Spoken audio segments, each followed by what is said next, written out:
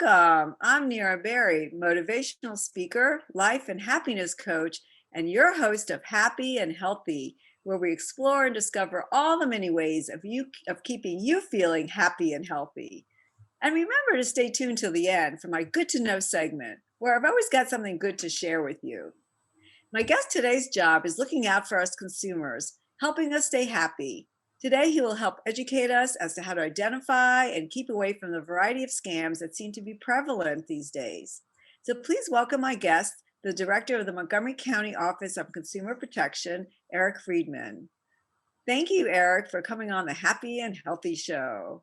Well, thank you, Nira, for the opportunity to help keep everyone in Montgomery County happy and healthy. Thank you. So, Eric, I thought we'd just start out with telling people, how did you first get into this line of work? What motivated you?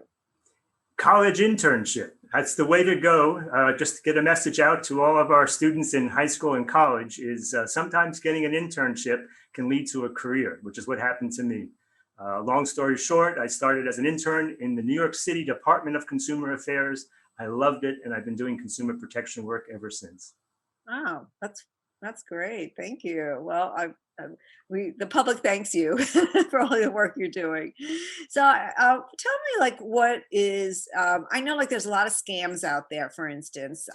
What is one of the most prevalent scams that you've seen? Well, there are so many and we never run out of them. And, keep in mind, scams have been with us forever. Our office has only been around for the last 50 years. And we're very fortunate to have a great and active office in the consumer protection area for Montgomery County. We're just one of two counties in the whole state of Maryland to have such an office. But scams go back to salesmen selling all sorts of products. And you even see deception in the Bible with stories and things like that. So there's no limit to the kinds of problems that we see, everything from unlicensed home improvement contractors going door to door. We see scams coming at us all directions on our computer, on our cell phones. And so everything from false advertising to scams, identity theft, things trying to trick us into phishing scams so that we give out personal information. And our office basically handles all of that. So if anybody has that kind of problem, and financial problems can keep us from being happy and healthy for sure. Yeah, absolutely. It's almost impossible to sleep at night when you've lost thousands of dollars. And we have literally helped consumers who have lost tens and thousands of dollars to, unfortunately, unscrupulous merchants that are out there. Well, it's good, to have a place that people can go to try to get help. And I know there's no shortage of scams, as you've indicated.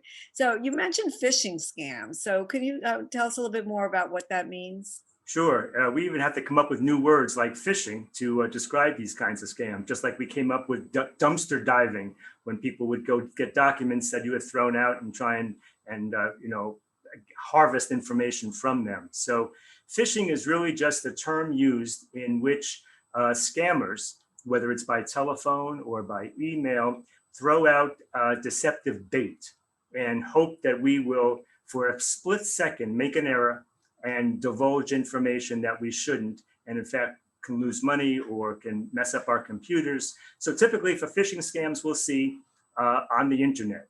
When you're getting email messages, you can get a scam that looks like it's real, and for a split second you make a mistake and click on something when you shouldn't, and most of the time you should not click on anything that you're just receiving. And next thing you know, you can have a virus loaded into your computer. You can have given your social security number or your credit card numbers out to a fraudster, and next thing you know, you've got an identity theft problem and you've lost money. So really, we have to be careful not to click on things or to be fooled by someone even calling us. Nira, it's really unbelievable, but we cannot as consumers even trust identity, caller ID. When you see on caller ID that the call looks like it's coming from a local phone number, or it looks like it's coming from a Montgomery County agency, or it looks like it's coming from a COVID-19 vaccine place that you're trying to register with, you cannot trust it because it's very easy to spoof. Again, a new word, spoof, meaning that it's very simple for the bad guy to make it look like they're calling from any place in the world, including a sheriff's office. So we've had consumers, for an example, who got a call. It looked like it was coming from the sheriff, and the sheriff was saying that we're about to arrest you because you haven't paid some taxes or you're not here illegally, and we're going to come right to your house to arrest you. But if you wire us some money, we can stop all of that from happening. And a consumer, all they have to do is to be scared and for a split second think that that might be true, especially if the phone says it. I actually know somebody that happened to, an elderly friend of mine. The Right, exact right. same thing that you're describing. Yeah, these things happen. So it can be the IRS pretending to call you, saying that you owe back taxes. We've seen it with the sheriff's office. Keep in mind that these scammers are clever and they sound real and they're smart, because if they were not so clever, they'd have to get real jobs like the rest of us. So all they have to do is to trick us for a really short time. Because a lot of consumers, and if you've seen some of these yourself, you probably realize it. As soon as you do it, you might have second thoughts and say, oh my goodness, what happened? I wasn't thinking. I don't know about you, but a lot of people check their email late into the evening. So there they are around 11 o'clock, midnight. They're scrolling through email messages. They're a little bit tired. Next thing you know, they've clicked on something because it looked like, I received one where it said, it made it look like FedEx or UPS was trying to deliver a package. And they said they needed to confirm our address to deliver that package by tomorrow. Well, I've gotten those too. Yeah. Half the world, we expect packages coming left and right all the time, it seems like. So that's, there's always a time when we've maybe just ordered something. So it sounds like it's real, but you have to look at the return address, look very carefully to see if it's really UPS or UPS, or if it's a bank pretending to be contacting you. We really have to take time to scrutinize all these messages. Otherwise, we fall for that bait. That's why it's called phishing. And next thing you know, we have some problem. Yeah, I mean, it's very difficult for the average person to really identify whether or not it's real or not. Because even in like you said, like the FedEx thing, I had something like that where they said they were trying to deliver it and they didn't have the right address. And even on the return email address, it had the word FedEx in it, but it had like a few other letters before it. So really a little sneaky thing like that. Oh yeah, no, you're describing a red flag that we have to look for. It'll look real. It might have a little something extra. So it might be FedEx with, 2 X's or something, just a little bit off. And so we have to be like consumer detectives and really look at it carefully. But the best rule of thumb is to, for the most part, not trust anything that pops up on your computer. Don't trust anything that pops up on your cell phone. Don't click something unless you've initiated a contact and you know that you're really talking to your bank or whatever. Because there's so many different electronic ways of sending money and sending information and combining it with other information that can be gathered through social media or whatever. It's the marketplace out there is very different than it was, 10, 20, 30 years ago. Yeah, and so social media is a whole nother aspect of it. That I know for me anyway, I get things sent to me, and then it looks like it's coming from somebody I know, but it's not, because sometimes I get the same email, weird email, like from 10 other people. So that's right. Yeah, I mean, it used to be in order for someone to steal money from us, they have to physically reach into our pockets or our wallets or purses to do it.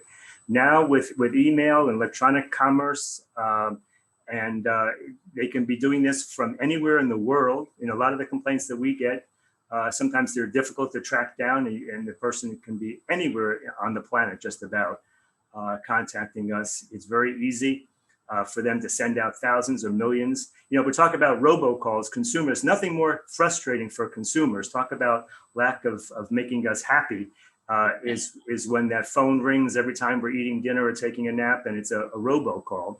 And that's something that's been going on for at least 15 years, probably longer. The government has been trying to fight it and losing the battle. And we've got to be so careful with those calls. We've had phony charities contacting consumers, which is very sad. We've had are organizations that claim to be a charity or a political action organization. Like a fire department or the police even. Exactly. And they will try and play on the good name and reputation of our police force, the firefighters, say, make it look like they're collecting money on behalf or to support our local firefighters or the police. And in fact, it's a total sham. Virtually none of the money may be going for the actual cause. And yet, if they can get a few % of the people to agree to pay some money over the phone with a credit card, or even some of these gift cards, or any way you can do it. Once you've sent money on a gift card, it's virtually impossible to get it back. So one of our tips is only use gift cards for family members. You should never want to use it as a form of payment. But it's terrible because then the legitimate charities are not getting the money, and the consumer has sent their money to a political action committee that's not doing any of the things that they claim to be doing, and it's virtually impossible to get the money back. Yeah. So about like those robocalls or those any of those emails and things like that. It's just the best thing is just to ignore it, like not pick up the phone, or I know like with email you just don't respond. Right. But is there harm in like if you return the email but you just don't click on anything? It may not be any harm, but it's really best to do just as you say. Just ignore it. Don't respond. People with robocalls have all sorts of things. Sometimes they like to call them back and play with them and do strange things. You're better off just not touching it at all, not answering the phone. And eventually there'll be enough technology to solve the robocall situation, but government's not been able to do it. Federal Trade Commission has not been able to do it so far, just with regulations. And it really is just, it continues to be a huge problem. Luckily in Montgomery County, most of our merchants are honest and forthright. But again, we've got to be careful, and seniors or anybody living in private homes really have to be careful with unlicensed home improvement contractors going door to door, offering to do some tree work, or we've seen some very sad stories where consumers have lost tens of thousands of dollars to unlicensed contractors who are going in and really basically tricking them into paying money for service that they don't need or are not going to be receiving. Oh, yeah. I've heard a lot about that. So speaking of homes, what I know, like that there's a lot of scams out there, as far as mortgage and foreclosure scams. Can you tell us a little bit about that? Sure. Financial problems are always a big concern for consumers. We've talked to seniors on reverse mortgage situations where someone who's elderly and wants to be able to age in place and stay in their home thinks that a reverse mortgage might be good for them. And in some cases, it can be advantageous. But unfortunately, there can be some misrepresentations in the way it's advertised. And there can be extra fees that make it actually not a good deal for a consumer to do. So be careful of all those extra fees that are not initially, Yep. given. Absolutely. Again, you have to read the fine print, but now it used to be we would get a 10-page contract with a lot of fine print and we'd have to read it. But now a lot of the contracts are on tablets or come to us electronically, and it was hard enough to read it when it was 10 pages of contracts, and now it's on some electronic or digitally, so it's even more difficult to read it. So again, being a smart consumer is really becoming more and more of a full-time job to be able to protect ourselves. So we like to get as much information out as possible. We certainly want consumers to know if they have questions or problems, they can always contact our office.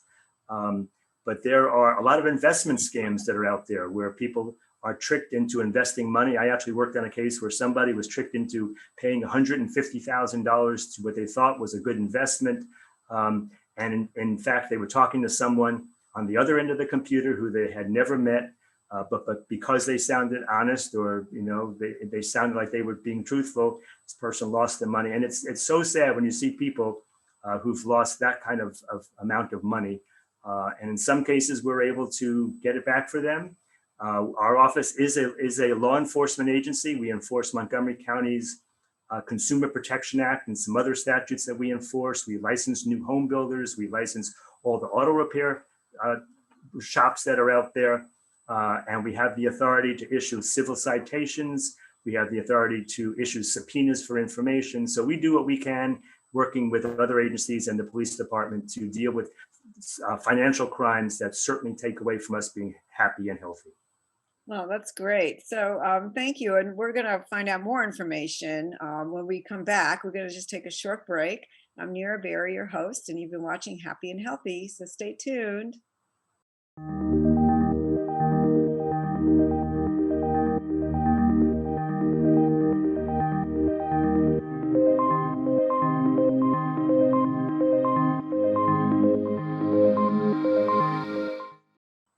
Hi, welcome back. I'm Nira Berry, your host of Happy and Healthy, and we're speaking with Eric Friedman from the Montgomery County Office of Consumer Protection. And Eric, why don't you tell us a little bit more about some of the other scams that are out there, such as how about identity theft? I mean, there's so many scams, but like maybe give us information about that and what we can do to protect ourselves. Sure. Well, identity theft is a huge one here, and it comes in many different ways. It basically happens when the crooks somehow get our identity, which typically means our financial numbers, like our social security number, our bank account numbers, or whatever, and then use it to purchase items, to buy loans, do all sorts of things, or even to file for tax refunds from the IRS or whatever. Now, that's really the saddest thing about identity theft, and it's huge. I mean, the Federal Trade Commission keeps track of it. We're talking about millions and millions.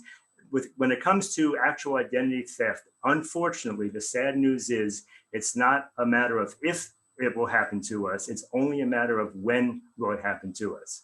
Every consumer at some point, probably most likely, is going to be the victim of some type of identity theft, meaning someone got some numbers from you. And so it's just a matter of being careful as we can. It's almost like the common cold, you will eventually get a cold.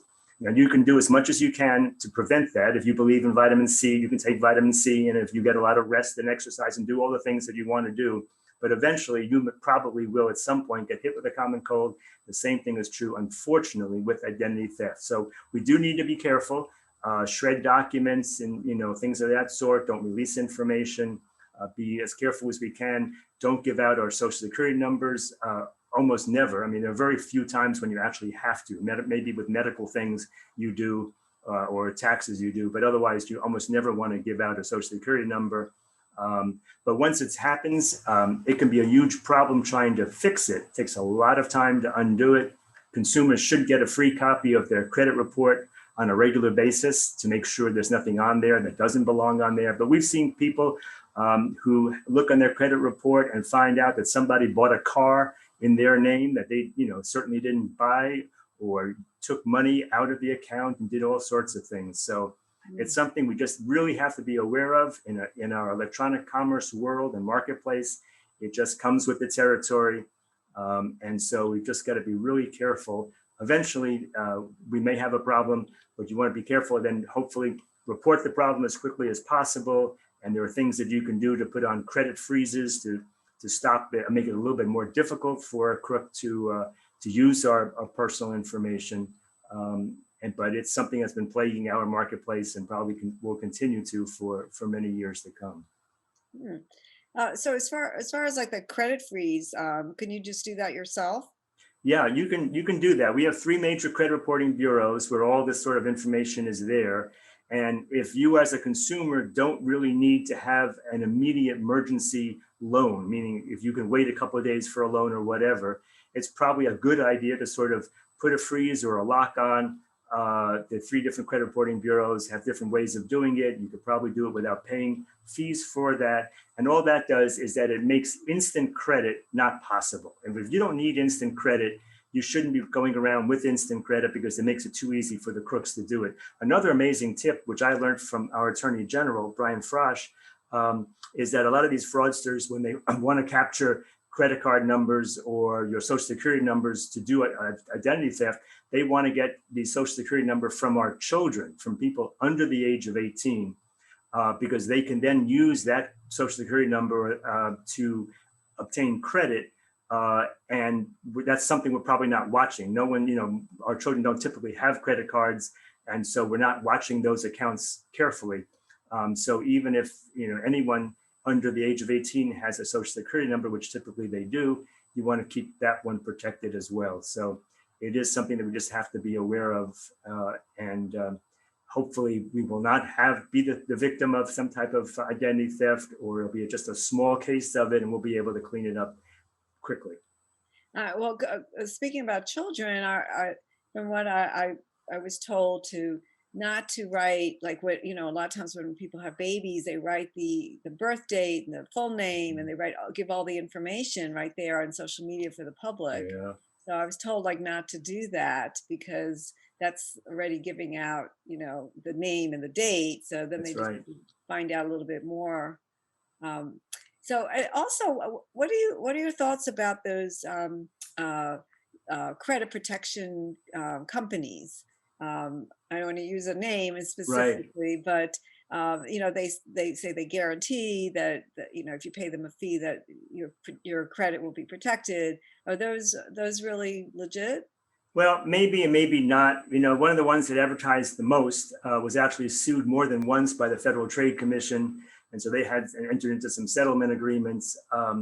So sometimes it may be of some value to consumers in terms of the work that they do after you've been scammed, to try and undo it and clean it up a little bit. There can be some value there, but you do have to be careful as to which ones you're considering purchasing that service from, and then Googling it. I mean, to Google something is so easy now. Our advice to the consumer, whether you're thinking about buying one of these services to help protect against identity theft, or any merchant or anything, is Google the person. There's no reason for any consumer to hire any merchant if they haven't spent a few seconds Googling that person's name to see what's coming up, if they've been sued a lot, if action has been taken against them by government consumer protection agencies.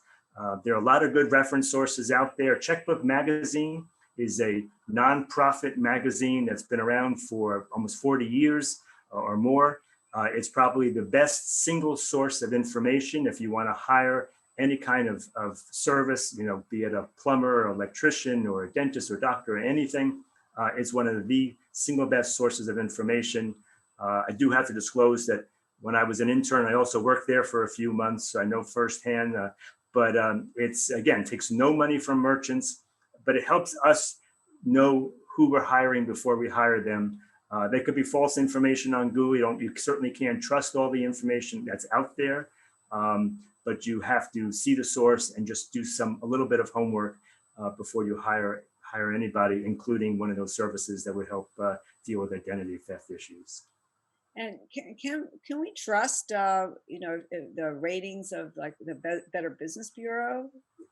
Well, trust really depends upon the source of the information. We've all heard about different sites where they advertise, with people who respond and provide comments about a product they purchase, whether it's a real person or it's a setup. So we just have to trust but verify, is really, as President Reagan used to say, is something that we need to do to see if, in fact, that information is accurate or not. You can't know for sure unless you have some idea of the source of the information. And people can call our office or contact our office. They can see how many complaints we have against certain merchants. But you've got to do a little bit of research up front before you hire almost anyone, because it's too easy to impersonate an honest shop or a repair place or a merchant's business just by making a fancy looking website or something like that. So it takes a little bit of effort, but with the technology, it makes it pretty easy just to do a few clickings and find out more information about whoever you might be wanting to hire. Okay. Okay, so we're running short of time, but I did want to ask you about any scams that have to do with COVID. If you can just mention those briefly. Sure. Well, again, the scammers keep in tune with the latest news. So we've seen scams with price gouging. We've seen scams with people trying to make appointments for vaccines or get testing done. And so it looks like you're registering with something. We've seen ones where they've asked you to pay money to have a vaccine delivered to you, with an appointment. And again, those are the scams we've got to be careful of. Keep in mind, these scammers, the only good thing about these scammers out there is that they don't discriminate. They're happy to victimize and rip off any of us, rich, poor, young, old, highly educated, doesn't make a difference. We're all potential victims. So the latest news, whether there's a storm or in this case, it's COVID, anything related to that, we've got to have heightened security. Wow, there's just so much. So, if somebody wanted to get more information, can you give us your website? We're easiest way is just to Google Montgomery County Consumer Protection. It'll come right up, or Montgomery County MD slash consumer, or OCP for Office of Consumer Protection. We have trained investigators. We don't do artificial intelligence, and you're not going to be talking to a machine. If you contact our office, you will get a real person, not an artificial person, who will help resolve the problem, answer questions. You can file a complaint with our office online just by going to a website. We have lots of information. We have our own cable TV show. So when they're done watching all your shows, they can come to ConsumerWise and see lots of videos. We've been on the local news, national news, and we've got links to all of that on our YouTube channel, which is ConsumerWise. Do you have on there like any businesses like who are disreputable that you've had experience with? Do you list those on your website, or do we have to call to find out? If we on our website, you can find out how many complaints we have against any business that you want to look Oh, up. So that is on there. And then we have a lot of consumer information as well. And then the complaint form is on there. And so it makes it easy to file a complaint with our office. And we will have individual investigators that deal with auto complaints and new home sales, everything. okay. Well, that's really good. Thank you so much for being my guest today and for giving us such great information to really empower us and as consumers and just as going through life. I mean, especially these days, you've got to be so careful. So thank you so much. Absolutely. I appreciate it. Thank you. So I'm Nira Berry, your host of Happy and Healthy, and we have a next segment coming up of Good to Know. So stay tuned for our next segment. When we adopt a shelter pet, we discover they're a unique mix of all kinds of things. There it is. Keep going with it. Leo. They're a little bit of a lot of things, but they're all pure love. Hi, I'm Nira Berry, life and happiness coach, motivational speaker, and your host of Happy and Healthy. And now it's time for Good to Know. And as part of my series on success and work and life, I want to talk about forgiveness. Not just forgiving others, but also forgiving yourself. These are tough times we are going through, and being hard on ourselves can be like an open wound within us that can take away our joy and just make our lives even more difficult unless it's addressed. Some of us may feel like we got duped by a scam and we think badly of ourselves. Oh, it's a terrible feeling. We're so stupid. That's the feeling that you get. Like, oh my God, I'm so dumb. How could I fall for that? And some of us may have even said harsh words to other people that we regret, and we can't make them disappear.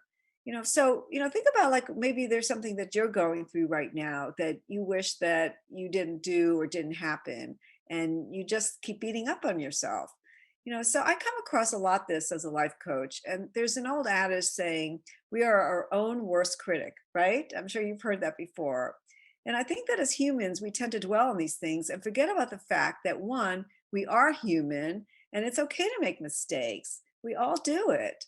I recommend that if you're having a hard time letting go, just say it out loud and just talk to yourself about maybe what you've learned from the experience.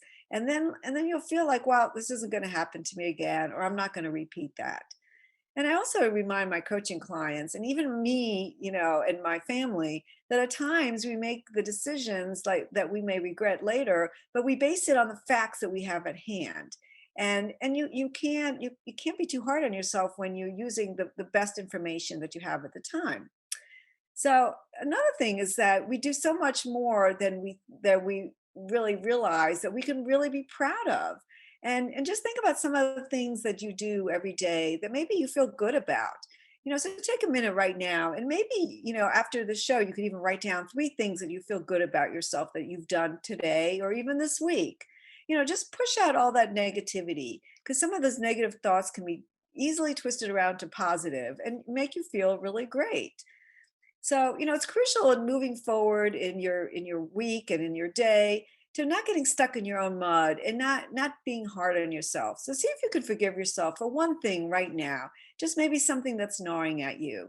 And if you want a really good exercise, see if you can pick that negative thing and make it and just twist it into a positive. Like maybe if you do something over and over again, maybe you say like, you know what?